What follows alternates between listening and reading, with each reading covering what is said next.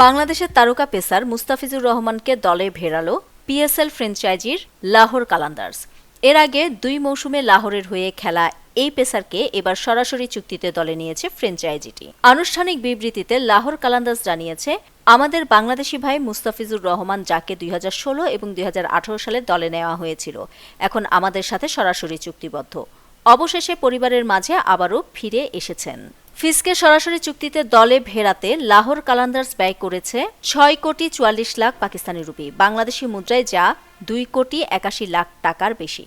Indian premier লিগের আসন্ন আসরে কলকাতা নাইট রাইডার্সের হয়ে খেলার কথা ছিল মুস্তাফিজুর রহমানের, তবে আসর শুরুর আগেই বিসিসিআই এর নির্দেশে তাকে স্কোয়াড থেকে বাদ দেয় কলকাতা। পরের গল্পটা প্রায় সবারই জানা। মুস্তাফিজ ইস্যুতে পাল্টা বড় পদক্ষেপ নিয়েছে বাংলাদেশও। নিরাপত্তা আশঙ্কার কারণ দেখিয়ে ভারতে বিশ্বকাপ খেলতে যায়নি বাংলাদেশ ক্রিকেট দল। বিসিবির সঙ্গে একাত্মতা জানিয়েছে পাকিস্তান ক্রিকেট বোর্ডও।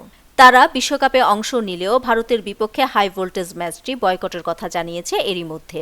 আইপিএল থেকে বিতর্কিতভাবে বাদ দেওয়ার পর পাকিস্তান সুপার লিগের নিলামের জন্য নিবন্ধন করেছিলেন মুস্তাফিজ। ৩০ বছর বয়সী পেসারের একটি ছবি পোস্ট করে পিএসএল এর অফিসিয়াল পেজে লেখা হয়, মুস্তাফিজুর রহমান পিএসএল এর নতুন যুগে স্বাগত।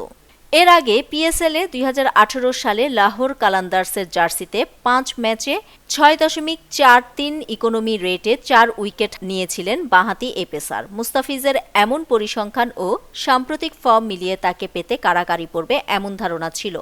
বাকিদের পাশ কাটিয়ে সরাসরি চুক্তিতে তাকে দলে ভেড়ালো সাবেক দল লাহোর। নিউজ ডেস্ক, দৈনিক পূর্বকোণ।